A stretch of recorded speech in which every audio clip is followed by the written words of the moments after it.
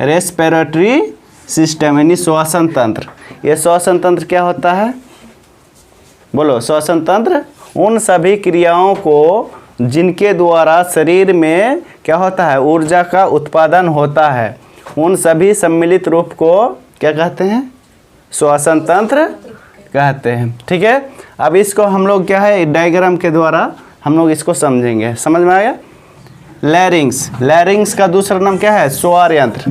क्या है? स्वर यंत्र। ये स्वर यंत्र का काम क्या होता है? ये जो है आवाज़ को क्या करता है? नियंत्रित करता है। क्या करता है? आवाज़ को नियंत्रित करता है, इसलिए इसका नाम पड़ा क्या? स्वर यंत्र। समझ में आ गया? नहीं। उसके बाद दूसरा पार्ट आ जाता है इसका, क्या है? ट्रेकिया। क्या है? ये ट्रेकिया। ट्रेकिया को हम लोग बोलते हैं श्वास नली। क्या बोलते हैं? श्वास नली। ये श्वास नली का काम क्या है? हवा को कहाँ पे लेके जाते हैं? फेफड़े में लेके जाते हैं। क्या करते हैं? यानी वायु को ये क्या करते हैं? फेफड़े में लेके जाते हैं, जिसे क्या बोलते हैं? श्वास नली या ट्रेकिया। श्वास नली या ट्रेकिया। अब देखिए यहाँ पे क्या है? बायां फेफड़ा और एक दायां फेफड़ा। अब देखिए इसमें आप लोग जो है चित्र में देख पा रहे होंगे, ये जो फेफड़ा है बायां फेफड़ा क्या है? दाएं फेफड़े के अपेक्षा क्या है? छोटा है। छोटा है कि छोटा नहीं है? ये जो प्रत्येक जो है फेफड़ा कौन चीज़ का बना होता है? प्लूरल मेम्ब्रेन का। क्या? प्लूरल मेम्ब्रेन झिल्ली द्वारा बना होता है। समझ में आ गया? जो ट्रेकिया जो आगे जाके क्या है?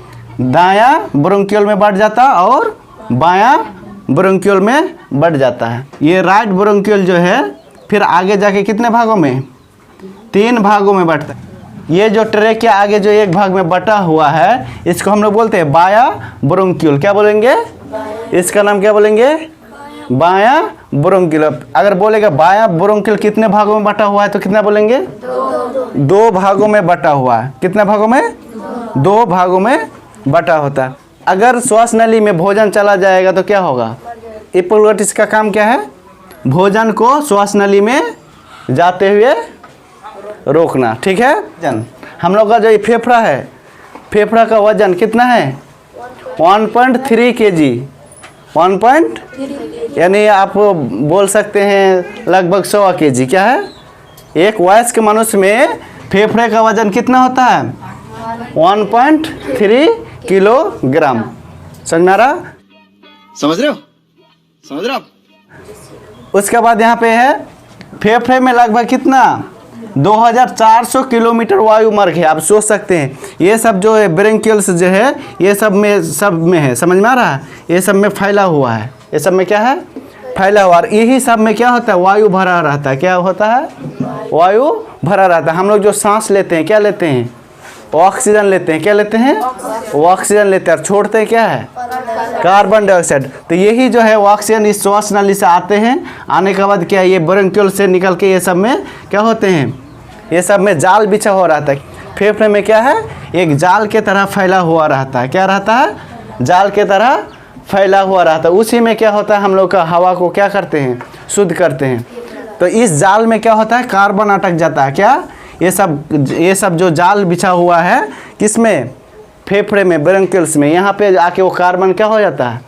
अटक जाता है। अटकने के बाद क्या करते हैं? फिर इसको इसी नाली से फिर हम लोग नाक से बाहर निकाल देते हैं। समझ में आ रहा? तो यही हम लोग क्या बोलते हैं? सांस लेना और सांस छोड़ना। यानी सांस लेना और सांस छोड़ने को ही हम लोग क्या बोलते हैं? श्वासोच्छ्वास। क्या बोलते हैं? श्वासोच्छ्वास यानी सांस लेना और सांस छोड़ना। अब देखो हम लोग जब अंदर की ओर वायु लेते हैं क्या करते हैं? जब हम लोग अंदर की ओर वायु लेते हैं, जैसे यहाँ पे देखिए लिए, तो ये अंदर की ओर क्या लिए? ऑक्सीजन लिए। हम लोग क्या लिए? तो ये अंदर की ओर जो हम लोग ऑक्सीजन लेते हैं, ये इसमें नाइट्रोजन कितना होता है? 78.09%। हम लोग जो ऑक्सीजन के साथ नाइट्रोजन कितना लेते हैं? 78.09%। और ऑक्सीजन की मात्रा जो होता है इसमें 21%। कितना होता है? ये हम लोग जो सांस लेते हैं इसमें नाइट्रोजन कितना होता है? 78.09। और ऑक्सीजन कितना होता है? ऑक्सीजन 21%। कितना? 21% ऑक्सीजन होता है और कार्बन डाइऑक्साइड कितना होता है 0.03%। तो ये कार्बन डाइऑक्साइड कितना होता है 0.03%। हम लोग ये इतना चीज़ को सांस में लेते हैं।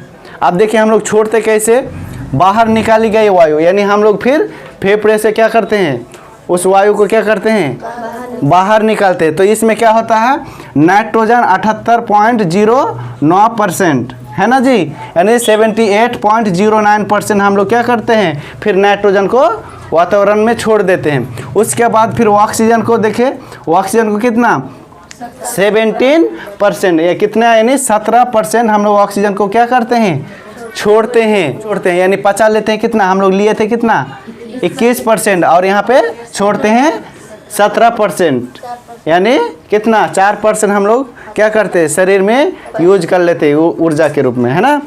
उसके बाद जो है यहाँ पे देखो कार्बन को कितना छोड़ते हैं, देखिए 4%, यानी 4% हम लोग क्या कार्बन छोड़ते हैं। हम लोग लिए थे कितना 0.03%, लेकिन छोड़े कितना 4%। समझ में आ रहा। अगर कार्बन को हम लोग 4% छोड़ते हैं तो ये वातावरण में तो कार्बन ही कार्बन हो जाएगा। हम लोग ऑक्सीजन भी ज़्यादा लेते हैं, छोड़ते कम है। और यहाँ पे क्या है, कार्बन को भी कम लिए, छोड़ते ज़्यादा है।